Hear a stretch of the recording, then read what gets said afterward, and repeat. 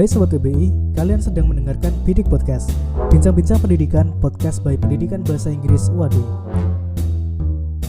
Judul podcast pada episode 7 ini adalah Fakta Soal Sistem Pendidikan Tiongkok dengan narasumber Sucipto PhD, salah satu dosen prodi PBI UAD yang memperoleh gelar Doktor Filosofi di China.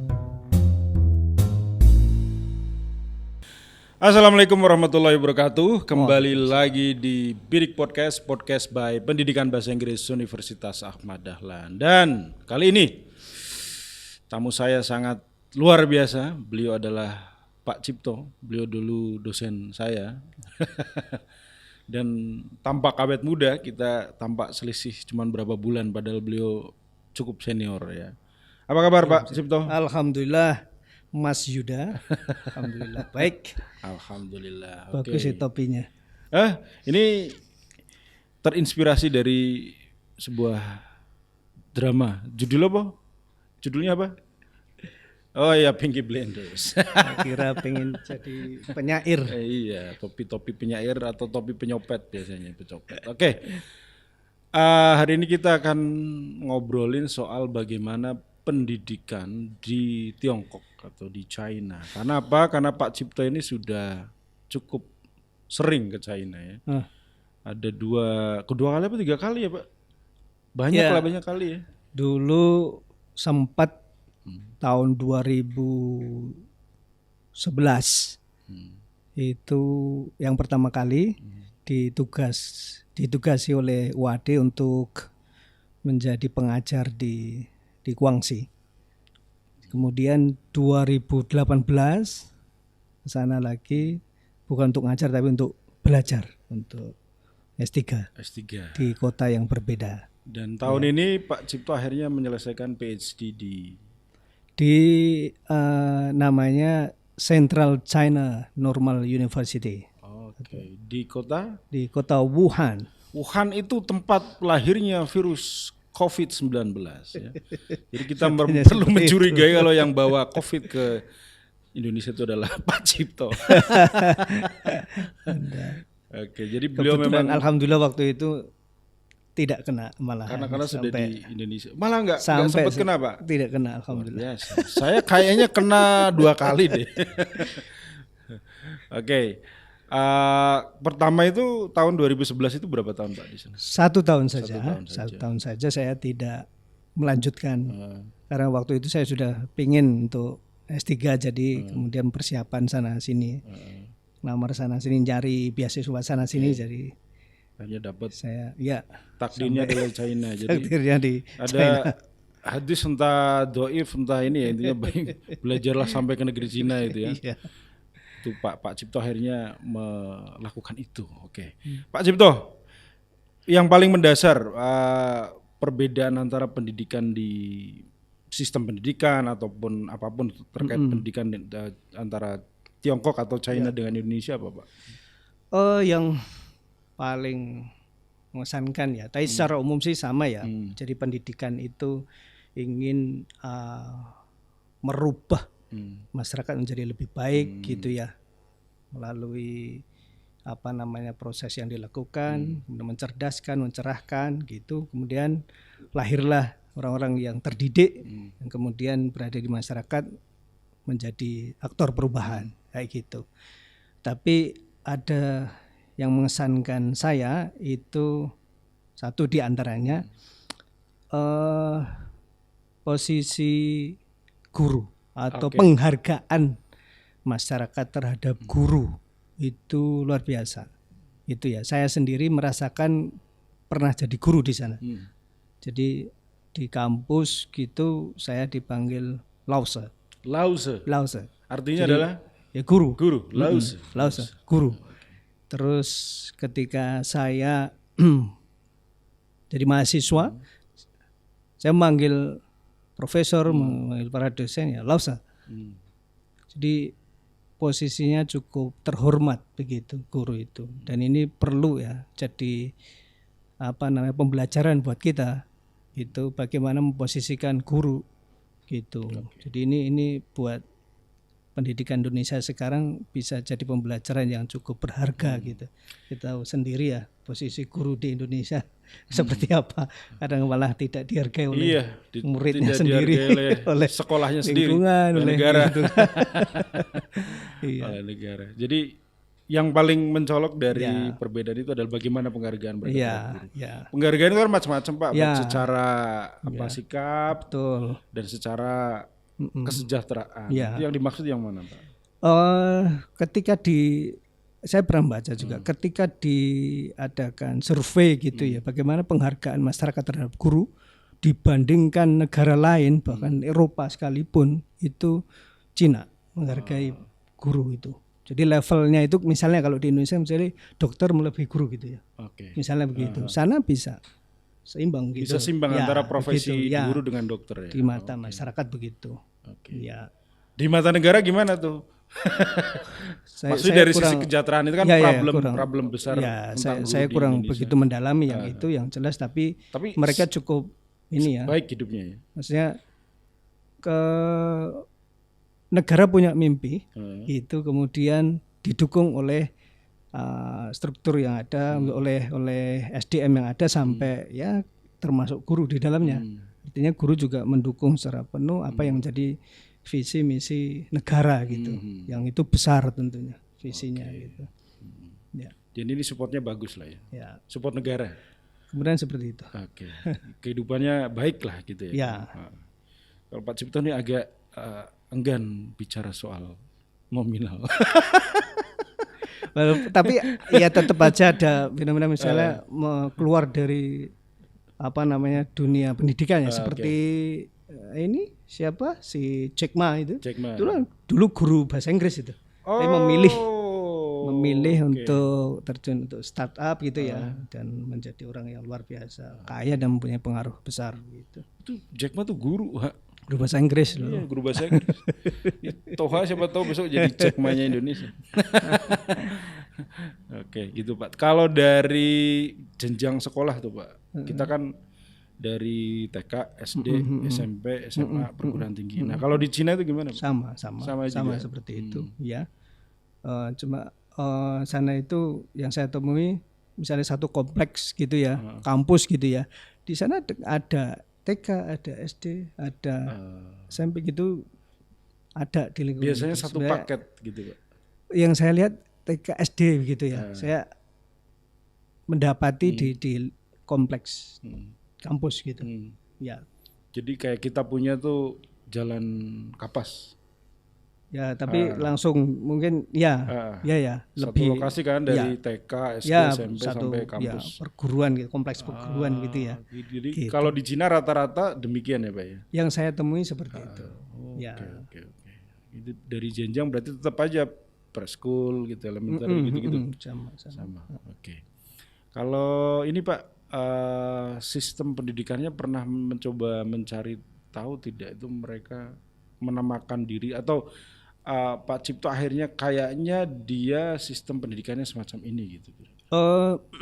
Yang jelas mereka ingin ya pendidikan yang ada itu menjadi support system dari kebijakan politik yang ada gitu. Misalnya pemerintah sana sedang bermimpi untuk atau mempunyai ambisi untuk membangun Cina yang lebih kuat gitu ya, lebih besar dan berpengaruh, kuat secara politik, ekonomi dan sebagainya. Jadi itu dimasukkan ke kurikulumnya. Gitu. Iya.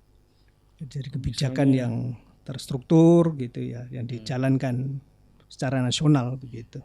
Misalnya nih, China bersiap untuk Perang Dunia Ketiga, amit-amit nggak usah terjadi. Itu berarti anak-anak sekolahnya memang coba didekatkan untuk lebih punya kemampuan fisik kayak gitu-gitu, Pak. Jadi di sana ada memang ada misalnya ada proses ini ya di awal masuk perguruan tinggi itu ada semacam itulah pelatihan baris berbaris dengan pakaian-pakaian militer begitu, ada begitu. Tapi yang kemudian saya pelajari misalnya pemimpinnya punya satu pemikiran seperti sekarang dengan ideologi sosialisme with Chinese karakteristik itu ya diturunkan benar gitu. Diturunkan benar bagaimana Ideologisasi ya. ya kan mereka punya mimpi besar untuk menghidupkan kembali apa namanya jalur sutra itu. Nah, kemudian pastinya ya itu membutuhkan support sistem yang luar biasa dari generasinya, termasuk membangun generasi yang siap ya untuk mendukung segala yang menjadi ambisi. Misalnya ada apa namanya belt itu, one belt one road itu ya, itu obor itu mereka cukup kelihatan ambisius di situ. Dan itu dimasukkan ke kurikulum ya Pak? Ya, tapi seperti apa secara eksplisit saya nggak tahu, tapi itu ya ada benar itu masuk gitu, masuk ke kebijakan pendidikan mereka gitu. Keren. Ya. Tapi karena negara tersebut komunis, satu partai, penguasanya ya dari partai itu, jadi implementasi kurikulum jadi lebih mudah dong Pak?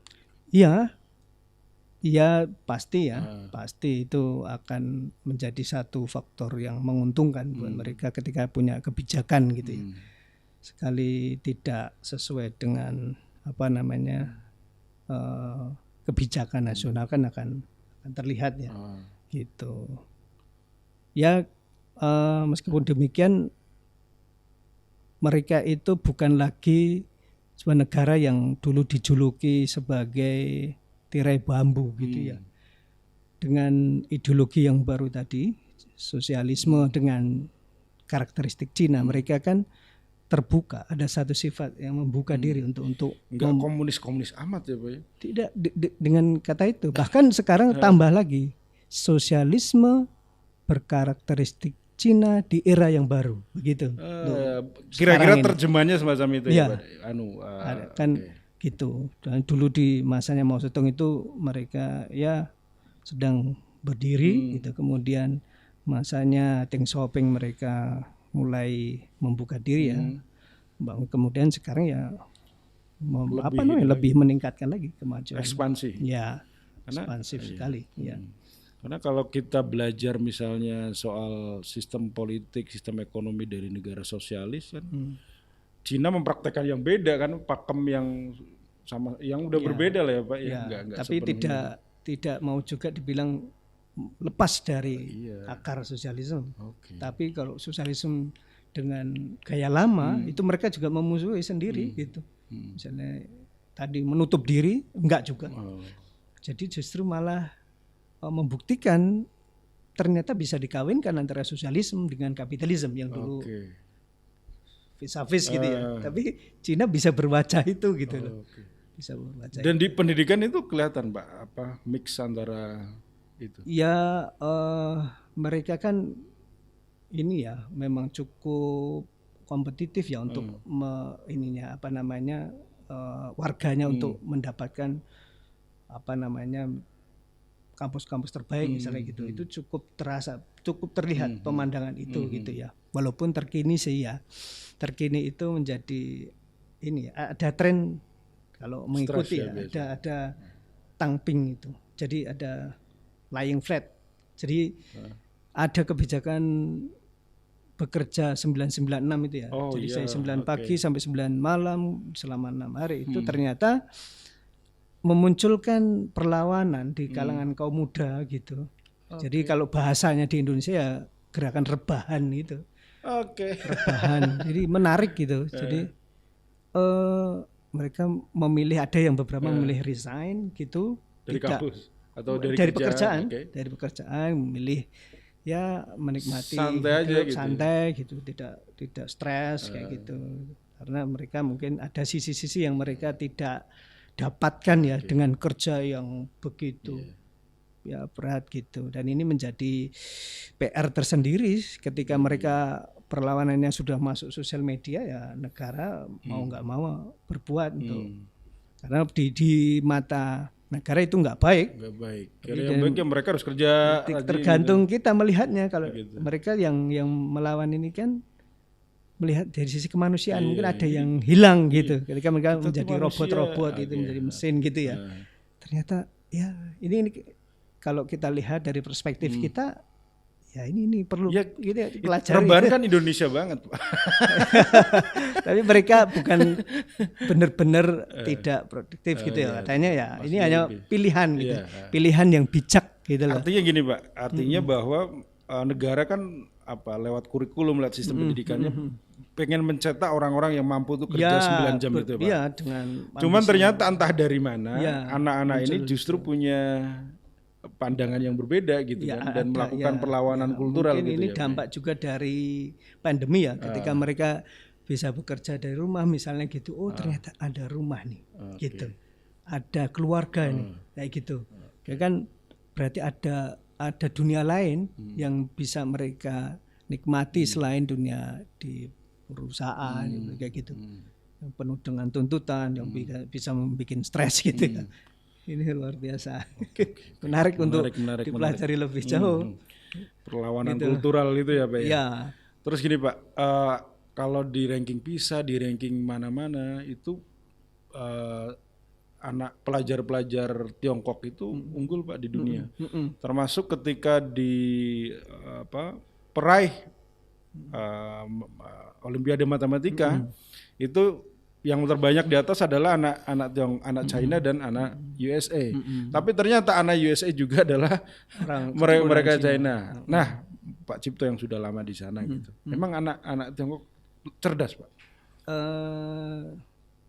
Gimana atau ya? lebih kerajin? Kerja keras itu ya. Cuma saya juga bertanya-tanya tapi kemudian saya tidak mendapatkan jawaban langsung. Cuma saya dari literatur itu kan ada ya, mereka kan punya peradaban yang panjang ya. Sebelum Masehi ribuan tahun sebelum banyak filosof termasuk yang berpengaruh dalam pendidikan gitu misalnya. Ya itu cukup menguatkan mereka. Misalnya ada The Journey of Thousand Miles itu begins with one single step misalnya begitu. Atau seorang yang bisa menggeser gunung adalah orang yang secara konsisten itu menggeser batu ya kecil, berakit-rakit dulu ya berenang kalau di proverbnya Indonesia ya, semacam itu ya. Ya proverbnya kayak gitu. Oh mungkin ini termasuk misalnya ini yang dulu sempat ya atau kritik buat kita ya ketika kita punya karya besar gitu ya misalnya seperti candi-candi kita itu. Tapi kalau di kita kan dididiknya justru jadi turis. Bukan jadi cerita-cerita yang mistis, tidak masuk akal gitu kan. Kalau sana kan kebanggaan misalnya tembok yang begitu ribuan kilometer itu ya yang buat ya nenek moyang mereka gitu loh misalnya. Yang mereka makna adalah kerja keras nenek moyang mereka. Jadi nggak kemudian ada terus usaha yang benar. Kita tiduran di sana bikin sesajen terus dapat nomor gitu. Jadi misalnya malah ada cerita Roro Jonggrang gitu. Padahal itu ada karya arsitektur yang luar biasa. Kayak gitu misalnya. Kita kan tidak dididik seperti itu. Nggak ada kebanggaan begitu bahwa nenek moyang kita itu bisa loh. Zaman itu jadi pusat. Kita lebih kuat ke sisi mistisnya gitu ya. Enggak masuk akal gitu ya, mereka juga seneng hal gitu tapi ada yang kan atau ya memang di sosialisme itu ada kuat materialisme dalam arti cara berpikir ya. Begitu. Kayak Roro Jonggrang yang konon kalau orang menikah ke Prambanan atau pacaran ke Prambanan kan jadi putus. Atau kena penyakit. Ternyata itu cerita itu dikembangkan oleh Belanda konon katanya pada saat itu. Iya, untuk menjauhkan masyarakat dari pemahaman yang baik soal ini, soal situs-situsnya. Memang masuk ya menjauhkan dari nama besar mereka gitu memang terstruktur, Pak. Penjajah pada saat itu. Nah, itu juga yang ini ada di sekarang ya. Jadi warga Cina itu mulai dari pemerintahnya sampai warganya cukup percaya diri gitu. Percaya diri, lihat aja. Karena mereka memahami sejarah panjang mereka dengan baik gitu, Pak. Ya termasuk bahkan ketika mereka digempur tentang demokrasi mereka cukup percaya diri. Itu. Mereka menjawab demokrasi itu baru umur berapa sih gitu, Pak? Ya hasilnya lihat aja gitu kan misalnya untuk secara ukur-ukurannya kemakmuran negaranya Iya. dari sisi ekonomi misalnya. Oke. Mereka cukup percaya diri, bahkan kalau melawan Amerika misalnya itu cukup percaya Cukup diri berani gitu. mereka. Jadi, Berani beda sikap gitu ya iya, dalam secara sejumlah politik, isu. secara ekonomi Ah. kita tahu sendiri lah, mereka pengen ya bisa mempunyai pengaruh ya. Jadi sangat apa besar. karakter Pak akhirnya? Mereka punya karakter. Ya, mereka nggak terlepas dari nilai-nilai tradisi, Oke. tapi juga mereka punya mimpi bahkan sampai katanya ambisi ya, ambisi untuk menjadi negara besar gitu. Dan mereka misalnya belajar tentang keamanan dari Barat misalnya, mereka belajar tentang kreativitas dari Korea, dari Jepang, itu ya dia cukup ya terbuka dengan itu ya, termasuk misalnya untuk industri kreatif misalnya, mereka belajar dari Disneyland misalnya gitu. Mereka bikin hampir serupa ya, gitu. Jadi kayak gitu kan. Oke, menarik sekali. Kita akan lanjutkan setelah break berikut. Sahabat PDI, ada yang baru nih di Prodi Pendidikan Bahasa Inggris Universitas Ahmad Dahlan, yaitu Bidik Podcast. Bidik Podcast adalah akronim dari bincang-bincang pendidikan.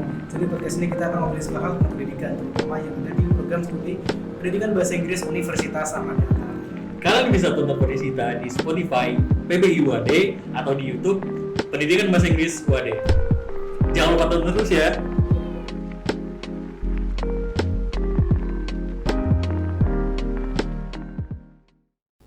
Oke, kembali lagi di Bidik Podcast, Pak Cipto. Ya. Aku dari pemaparan Pak Cipto tadi, saya nggak berani panggil Mas karena beliau dosen saya dulu. Kalau sebelumnya tamu sebelum saya panggil Mbak gitu ya. Dan beliau sosok yang sangat saya hormati. Beliau mentor saya lah gitu ya. Jadi harus panggil Pak. Kadang-kadang Kalau ya. kalau dari pemaparan Pak Cipto itu tadi berarti pendidikan karakter itu yang bagus ya Pak. Maksudnya Ya, bukan mereka secara biologi, secara genetik cerdas, tetapi lebih kuat di pendidikan karakternya. menurut gitu, saya Pak. begitu ya. Kalau nanti saya secara biologi cerdas, seolah-olah kita nggak punya kesempatan untuk mengejar gitu. Karena kita samalah sama manusia Itu begitu sama ya. Homo sapiens. Tapi memang sama lah, pendidikan standar. karakter cukup kuat dan ya sampai karakter misalnya ya sebagai bangsa seperti itu ya, itu memang ditanamkan gitu ya. Secara praksis itu mereka ngapain Pak? Apa ada mata kuliah, mata pelajaran khusus soal itu? Ya jelas ya kayak kita ya sebenarnya kalau pendidikan karakter sebenarnya sama lah. Oke. Itu cinta tanah air, air, cinta kayak gitu. Itu sama lah. materi Itu Pancasila adalah, gitu-gitu ya, Pak? menjadi pengen mempunyai moral yang baik gitu ya, itu menjadi kegelisahan bersama dalam dunia pendidikan sebenarnya. Itu. Secara teknis Iya. sama lah ya Pak. Ya. Oke, cuman mungkin mereka faktor pendukung di luar pendidikan ini juga jadi gitu ya Pak. Ya, Negara, karena- masyarakat gitu. Ya kan energinya beda ya. Energi kita misalnya di konteks kita kan habis 5 tahun aja habis. Berapa tahun sih kita benar-benar bekerja. Kita itu dalam artian pemerintah kita.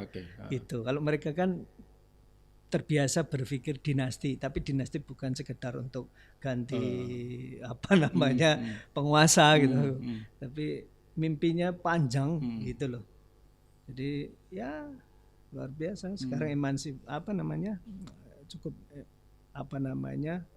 mereka punya ambisi yang besar ya untuk menjadi satu negara yang punya pengaruh di dunia ini gitu. Mengembalikan pengaruh. Ya. Oke.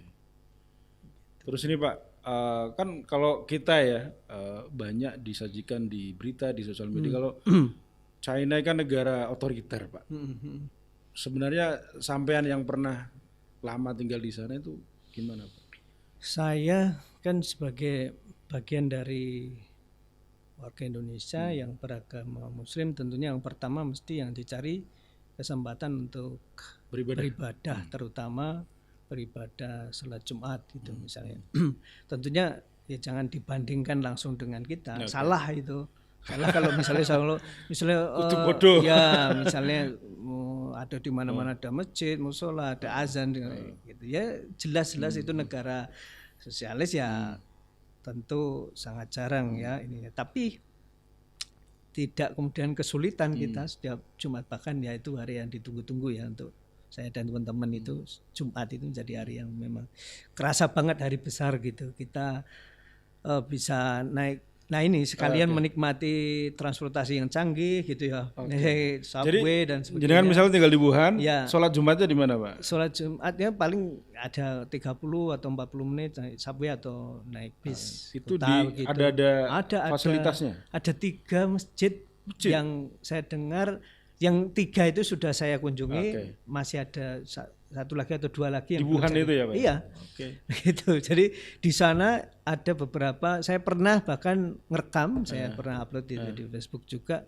Saya dengar itu, saya turun dari masjid itu saya langsung dengar suara azan itu pernah. Kemudian kalau sholat Jumat itu beberapa sisi jalan itu malah sampai tertutup karena memang mereka sudah sangat terbuka ya, mahasiswa dari luar negeri banyak dan misalnya dari negara-negara muslim banyak ya, mereka berkumpul di satu masjidnya udah nggak nampung, itu udah pemandangan sampai ya di jalan-jalan. Oke. Jadi kayak di sini ya Pak? Melebihi, kalau sholat Jumat melebihi sini. Karena masjidnya dikit. Iya. Karena nggak seperti Indonesia. Iya. Sampai seperti itu.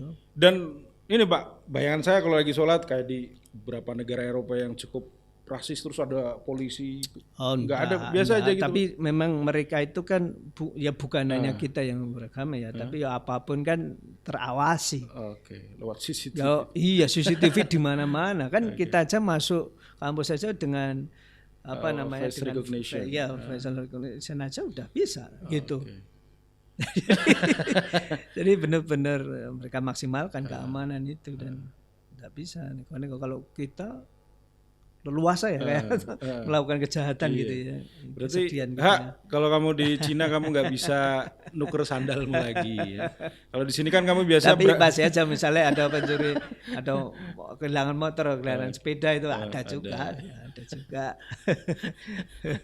Wah, nggak bisa sandal baru kalau di Tiongkok. Sandalnya udah lebih banyak mereka. Dan semua agama diperlakukan sama semacam itu. Ya, ya, dan dia menarik sih. Itu menjadi satu yang kalau ada cerita-cerita diskriminatif di luar di negara-negara barat, di sana enggak, ya, biasa aja. Terutama di Wuhan itu ya Pak ya. Di mana-mana, di Cina di mana-mana, bahkan di Cina itu, di kampus-kampus Cina itu, saya pernah dengar satu kebijakan negara itu mewajibkan setiap kampus punya kantin muslim. Oke. Kantin muslim di kampus itu besar Mas, besar dan ada. Sama punya kita besar mana itu Pak ini? Besar sana lah. Oke. Satu kampus muslim aja loh, yang itu isinya halal semua Pak. halal semua. Dan itu yang lokal ya, itu belum yang misalnya ada yang dari Palestina atau dari itu banyak. Warung-warung Jadi kalau kita halal food gitu. Halal food terutama dari yang model apa yang lokal ya, yang dari mie itu dari negara dari daerah-daerah yang muslim gitu. Itu cukup banyak Mas. Setiap jalan ada. Kalau kita buka ya kan misalnya pakai Baidu gitu. Baidu itu adalah Google, Gojeknya sana ya Pak ya. Google-nya sana. Itu cukup banyak kita dengan mudah mencari itu. Bahkan nggak pakai itu aja ke jalan itu udah dapat halal food. Terlihat. Itu kita bisa mengenali. Dan secara identitas mereka pasti pakai ketu, pakai gitu itu udah jelas banget. Dan mereka bebas untuk apa? Ya itu kan menjadi kekayaan mereka. Itu culture gitu loh. Itu culture. Bukan sisi religiannya. Ini Anda cerita kan Pak kalau beberapa negara Eropa tuh kalau ada tamu atau mahasiswa dari negara yang muslim itu kan agak cukup ketat mengawasi dari mulai di bandara dan sebagainya. Kalau itu kan gimana? Bandara sama. Itu memang harus kayak gitu ya Pak? Iya, itu sudah standar ini itu. ya Pak. Ya. Saya pun juga walaupun nama saya nggak pakai muslim pun juga karena tampilan kadang kayak ustaz sedikit jenggotan gitu. Itu biasa. Dan sekarang bajunya koko. Padahal baju koko itu bukan baju saya sana. Baju Cina kan Pak ya. Sejarahnya baju koko saya kan sengaja saya ini. Orang ngiranya Pak Cipto ini lagi berkostum seperti ustaz, padahal pakaian China semacam itu ya Pak. Dan baju koko sejarahnya memang dari sana. dari sana. Iya, biar kita terbuka. Oke. Terus gini Pak, kalau kembali lagi nih ke sistem pendidikan, kalau di kampus kita kan ada dari ini ya sekolah tinggi, akademi, universitas gitu Pak. Di sana semacam itu nggak pembagiannya? Ada Pak? Sama juga. Ya, ada juga. Ada, tapi ya ada mungkin mereka ya kayak wadah inilah ya. Jadi berbagai macam fakultas ada di dalamnya gitu ya. Sekalian saya cerita ya, yang paling mengesankan itu kehidupan mereka sehari-hari dengan kebiasaan berolahraga. Ini luar biasa. Pemandangan Saya ingat Pak Cipto baru pulang ke Indonesia tuh kurus keren badannya. Jadi ini luar biasa. Jadi fasilitas olahraganya benar-benar digunakan maksimal. Dan di publik itu Pak disediakan oleh negara. Di lingkungan kampus itu apalagi. Kalau sudah sore itu ramai semua lapangan itu penuh. Yang favorit mereka Jogging. Basket. Basket. Yao Ming ya bintangnya dari sana. Basket lebih inilah. Tapi sepak bola juga ada. Itu ya apalagi ya pingpong lah. Badminton apalagi. Ada lah. Mereka kan salah satu ya saingan besar berat tuh Indonesia China ya, gitu. Itu jadi Indonesia itu di mata mereka ya besar dari segi wilayah, tapi secara politik ya nggak kuat lah gitu. Tapi kalau sudah ngomong badminton, mereka baru ya itu benar-benar diakui. Kita pernah kalah. Itu saya pernah dengar sendiri gitu. Kalau badminton lah. Badminton luar biasa. Ya. Gitu. Jadi terkenal juga kalau orang Indonesia pintar badminton di sana, Pak. Tapi saya tidak bisa membuktikan. Karena nggak bisa main badminton. Terus vokasi itu ada nggak Pak di sana? Ada juga. Kalau normal university itu katanya ya pendidikan. Ya IKIP gitulah. IKIP gitu di kita zaman dulu. Iya. Itu berarti fakultasnya. Makanya tadi kayak ini, tapi banyak di sana ada kedokteran juga, ada tetap di normal university kayak WADE dong ya. Ilmu politik. Kayak WADE juga dong berarti. Iya, makanya. WADE kan dulunya adalah IKIP Muhammadiyah ya, kemudian berubah menjadi WADE. Dan tetap walaupun FKIP terlama tetap kita ada kedokteran, ada gitu-gitu Pak. Iya. Iya. Oke, terus gini Pak, tes masuk perguruan tinggi di sana ya itu modelnya seperti apa? Ya, mereka cukup ini ya, kelihatan mereka pengen mendapatkan kampus-kampus terbaik gitu. Mereka Peking University bisa stres itu karena keluarga cukup, orang tua cukup ini ya, mendorong anaknya bisa jadi mendapatkan kesempatan ya kayak sini ya, dengan top rank gitu-gitu universities gitu. Sama aja di mana-mana gitu deh. Iya, seperti apa. Tapi mereka kampus negeri kan yang ini yang mereka cari, nggak seperti di kita Amerika. Kita di Indonesia kan kampus-kampus swasta kan besar-besar ya. Mereka enggak. Karena negara ya semuanya negara Pak di sana Pak. Iya itu. Sistem politiknya demikian berarti semuanya adalah milik negara kan jadinya. Iya. Kalau di Amerika kan kampus-kampus besar itu malah kampus swasta, Harvard ya. Kalau di Indonesia imbang lah ya Pak ya. Iya. Nah kalau di China itu iyalah negara. Semuanya kan milik negara Pak di sana Pak. Jadi kalau mau swasta berkembang meskipun ada, dari luar negeri ada mulai dari luar negeri, tapi ya tetap nggak begitu setren kampus negerinya gitu. Karena kan yang kita tahu kalau negara dengan sistem politik semacam itu kan memang segalanya jadi kepemilikan negara gitu ya Pak. Iya.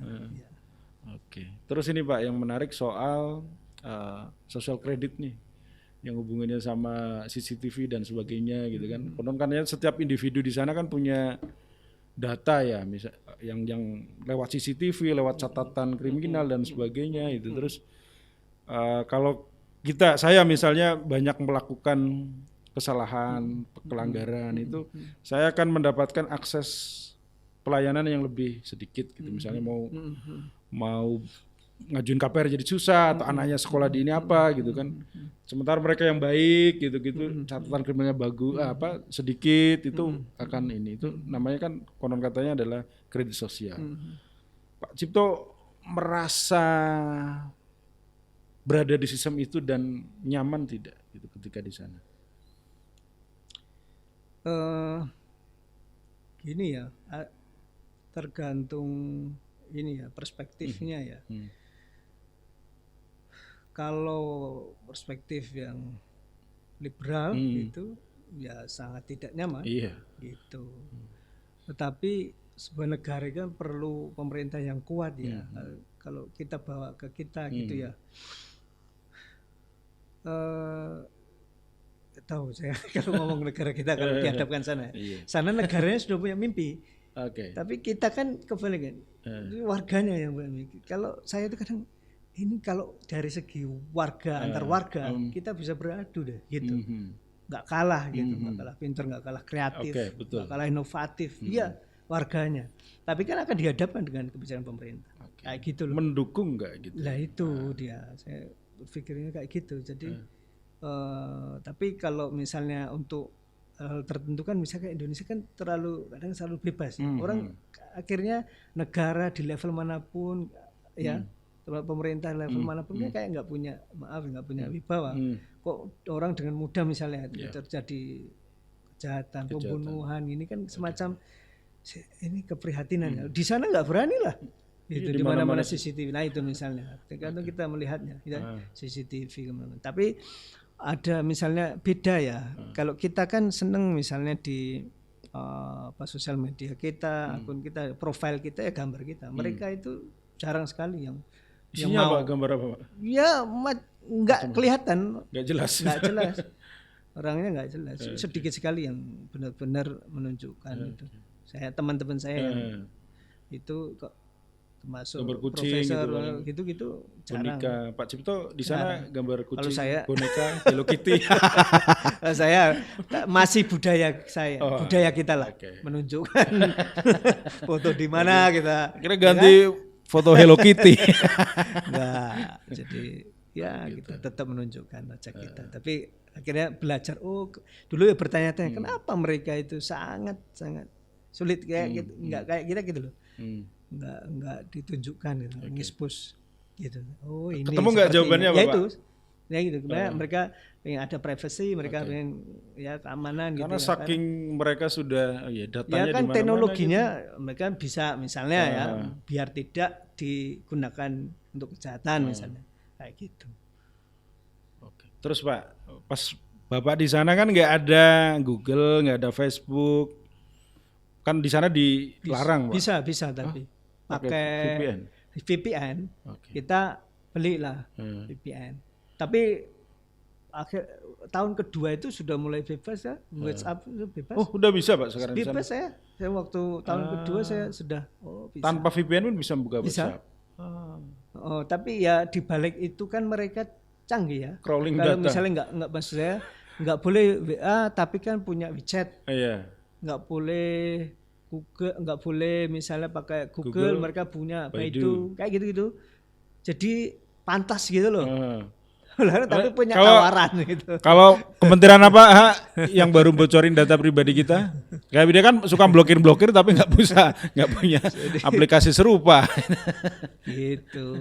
Jadi pantas saja gitu loh. Dan kualitas WeChat, kualitas Baidu itu sama aja Pak? Setara sama Google gitu?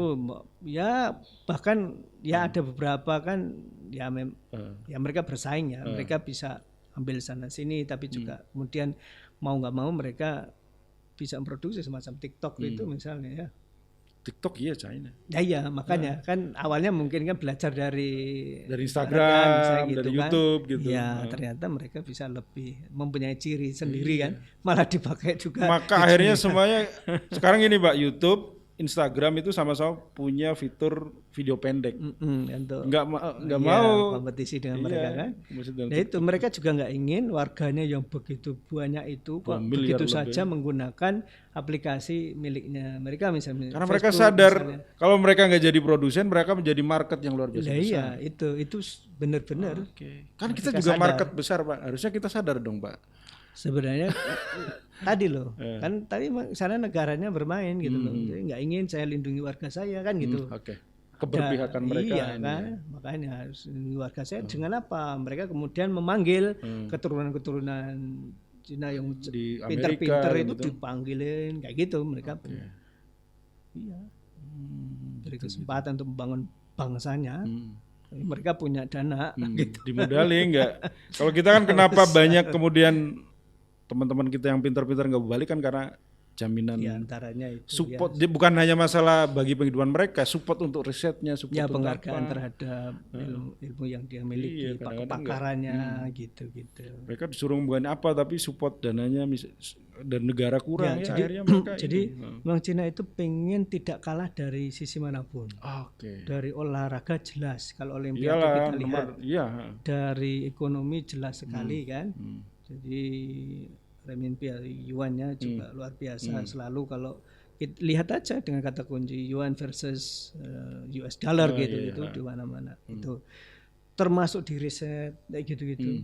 Mereka juga Kan dulu luar Pak, biasa. zaman saya kuliah yang namanya HP Cina kan jelek Pak. Iya, Sekarang semua orang HP-nya Cina. luar biasa. Iya, bahkan pernah ada kan ini petingginya Huawei ya dicekal di Kanada. Anaknya itu di penjara di tahanan rumah Pak di Kanada. Iya. Karena Huawei ini berani untuk mengembangkan 5G itu. Sementara pas itu Amerika juga mengembangkan. Itu kan nggak masuk akal buat warga Cina, itu nggak masuk akal. Jadi Tapi kan mungkin karena Amerika sudah nggak punya cara lagi selain maksudnya kebijakan itu loh, kebijakan untuk menahan itu nggak masuk akal. Ya mereka katakan stupid lah. Gitu. Jadi, kayak gitu. Dan saya punya tablet Huawei itu jadi nggak punya Play Store-nya Pak. Jadi ada tren-tren teknologi informasi itu ada beberapa ya dari Cina ininya, trendsetternya. Misalnya kayak wireless di headset TWS itu, ya, itu True Wireless. itu China itu. Oke. Jalan kemana-mana ya pakai itu trendsetternya sana. Oke. Gitu. Oke Pak, itu kan soal perkembangan teknologi yang kita sadari betul memang pesat Pak.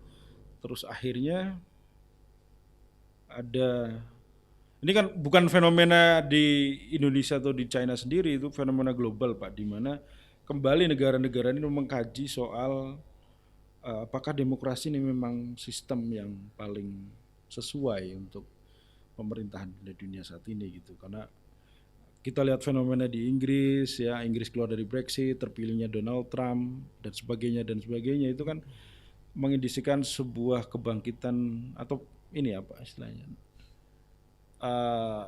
demokrasi ini mulai kayaknya kita udah sekian puluh tahun pakai demokrasi kok enggak ya, kok masalah masih tetap ada, ketimpangan yang lu janjikan bakal diselesaikan juga enggak ada. Nah menurut Pak Cipto sendiri sebenarnya kita kan negara demokrasi, Tiongkok sosialis gitu. Bagusan mana Pak sosialis sama demokrasi? Ini pertanyaan yang susah. Perspektif Tiongkok dengan percaya diri, mereka menganggap sosialis sistem mereka lebih baik. Terbukti dengan hasilnya gitu ya, lebih dari segi ekonomi lebih baik, gitu, lebih stabil kayak gitu ya. Kan mereka mengkritik ya di media massa yang mereka miliki itu secara vulgar, mereka bisa mengkritik demokrasi ala Amerika itu misalnya ya kayak kita alami ya, mungkin secara ini ya, secara permukaan terlihat gitu ya, karena pemilunya jalan baik kayak gitu ya, terjadwal dengan baik gitu kan. Tetapi hasilnya apa? Tapi bisa gitu jadi ya. diundur. Baik 5 tahunan gitu ya, tapi bisa jadi ada 3 periode. Ya, gitu. Jadi apa sih Demokrasi itu tujuannya? sekedar ini Pak, apa? Ya, Formalitas ya apa? iya, kalau di Indonesia kan akhirnya begitu ya, kayak festival. Oke. Indonesia itu sangat pinter kalau bikin festival, Oke. tapi akhirnya kehilangan substansi. Oke. Gitu, nggak substantif akhirnya. Untuk apa itu demokrasi? Misalnya untuk menghasilkan pemimpin yang benar-benar terbaik gitu ya, pemimpin terbaik yang bertanggung jawab, yang punya visi besar untuk bangsanya, kan ternyata habis Faktanya, waktunya untuk ya gitu. Dan benar untuk faktanya sebenarnya yang kepilih adalah mereka yang di belakangnya ada Ya, itu sudah kelompok-kelompok banyak, oligarki ya misalnya. banyak di inilah sudah banyak dibahas. Tapi akhirnya ya tergantung pada ininya kemudian mungkin apakah sistemnya itu yang menjadi masalah atau Sebenarnya orangnya gitu ya. ya atau orangnya. Hmm. Tapi ya perspektif mana yang ini memang di Indonesia sendiri kan juga sudah banyak yang anti ya dengan demokrasi kemudian menawarkan sistem yang lain gitu. Itu pun juga kita memandang apakah ya seperti itu gitu kan. Sama aja nggak Jadi, jelasnya gitu. nggak jelas gitu kan. Mau seperti apa. Maka ya Indonesia ini memang beda ya karakternya ya. Karakternya, keragamannya gitu. Jadi memang tidak mudah. Nah kalau di China kan cuma berapa suku Pak? Iya 50-an sih ada. Kalau kita Tapi kan sama semua Pak. enggak ada 50-an. Ada 50-an tapi kan yang besar bisa mencapai sukuhan itu bisa 80-an. 80%. Iya, begitu. Jadi ya Bisa gitu. jadi Lainnya itu jauh- ya, yang minoritas kayak gitu. Minoritas. termasuk ini Pak berarti yang mayoritas muslim apa? Ada juga ya itu tadi ada dua sebenarnya. Suku Hui dan suku Uighur itu. Berarti kalau kita yang tahu di media kan cuma Uighur toh, ternyata ada dua Pak. Hui yang Hui dan Uighur. ya, Bedanya apa tuh Pak dua itu? yang kalau Uighur kan di Xinjiang itu Iya. ya. Kemudian kalau Hui ya sudah mencampur ada di beberapa bagian barat, ada tenggara gitu. Dan apa namanya tadi kalau saya cerita tentang ada masakan-masakan tradisional Yang halal. yang dari mie buah handmade itu dari suku Hui itu. Hui ya Pak ya. Hui. Secara fisik Pak, kalau saya melihat Uighur itu kan mirip-mirip ke nggak Cina malah Ya, Pak, Turki, Kazakhstan, ya, gitulah negara-negara itu ya. Kazakhstan, ya. Tantan itu ya. Jadi kalau sebagai lelaki gitu ya, orang Uighur, orang Kazakhstan, Uzbekistan itu dia manisnya Asia dapat, cuman struktur tulangnya Eropa. Pak. Jadi hybrid Pak, keren. Ya. Nah kalau hiu itu, Ya kayak Han, kayak ya Cina yang dominan di sana. oke. Suku Han itu. Berarti kayak orang Tiongkok pada umumnya Ya, begitu ya. Pak. Cuman mereka Ya, ini ya, oke, ya. berkeyakinan Ya. Muslim ya pada saat itu. Oke. Oke Pak, jadi jawaban yang cukup diplomatis itu soal sebenarnya keren mana sih demokrasi sama sosialisme gitu ya. Itu kembali lagi sesuai dengan konteksnya ya gitu dan ya, Indonesia beliau katakan demokrasinya pun masih demokrasi apa Pak istilahnya? Demokrasi festival gitu yang seolah-olah demokrasi tapi pada prakteknya juga nggak demokrasi amat Iya, gitu ya Pak ya. Oke, ya tapi juga nggak ada justru kita nggak ngerti lagi kalau Indonesia malah jadi negara sosialis kan nggak pernah lebih hancur malah kan misalnya atau jenis yang lain lebih hancur Mau malah. dikatakan sosialis juga enggak. Iya. Gitu Kalau kata Canon menarik Pak tuh Ya, dia ngomong itu. di negara di negara demokratis itu liberal kalian boleh ngomong apapun ke siapapun ke negara tapi kalian harus menguruti perut kalian sendiri. Di negara sosialis komunis kalian tuh nggak boleh ngomong apa-apa dilarang. Cuman kalian pasti makan gitu. Di Indonesia kebalikannya kan udah nggak boleh ngomong apa-apa. Nggak bisa makan sendiri. Terus kita juga negara juga kurang menjamin kita bisa makan bahkan BBM baru saja naik gitu ya Pak ya. Iya. Oke. Dan ini kembali lagi soal pendidikan Pak. Kira-kira Pak kurikulum Merdeka Belajar, Kampus Merdeka dan sebagainya lah itu akan bisa akan bisa menciptakan orang dengan output pendidikan seperti di Cina Pak atau sebaliknya? Waduh, ini panjang sebenarnya. Jadi Disingkat aja Pak. Ada masalah pendidikan, ada masalah dalam pendidikan. Oke. Kalau masalah dalam pendidikan itu ya hal yang konkret, ya misalnya pendidikan sekolah harus adaptif dengan teknologi, harus harus kreatif, dan menumbuhkan skill komunikatif dan sebagainya itu. Tapi kalau masalah pendidikan itu kaitannya dengan value, dengan apa kita mencari lagi tujuan pendidikan itu apa sih, kayak gitu ya. hakikatnya apa kayak gitu. Jadi kalau bicara MBKM kita ukurnya ya apakah cukup kuat gitu secara filosofis kayak gitu. Jelas nggak gitu. Atau kemudian ketika di lapangan ini terjadi kebingungan dan ini sampai mana, sampai kapan. Kalau tujuannya jelas secara tadi filosofis terjawab maka akan berlanjut nih gitu. Tapi kalau enggak maka itu enggak kuat. Menjadi masalah dalam pendidikan yang baru gitu. Dan kemungkinan kita akan semakin tertinggal jauh terutama dengan output pendidikannya Tiongkok ya Pak ya. Iya. Mungkin. Jauh. Ya. Oke. Tapi tetap aja kita tidak boleh kehilangan. Nah ini nih kata-kata bijaknya Pak, silakan Pak. Sebagai orang beriman kita iya. tidak boleh kehilangan optimisme. Kalau kita hilang optimisme kita nggak beriman lagi. Kayak gitu aja. Gitu. Oke, itu quote yang sangat menarik dari Pak Cipto ya.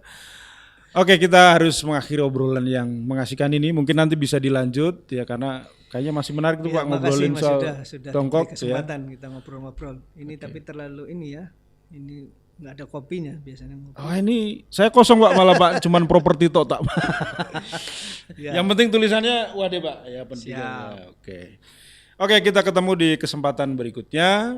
Di episode berikutnya tetap di Bidik Podcast. Wassalamualaikum warahmatullahi wabarakatuh. Waalaikumsalam warahmatullahi wabarakatuh. Terima kasih Pak Cipto.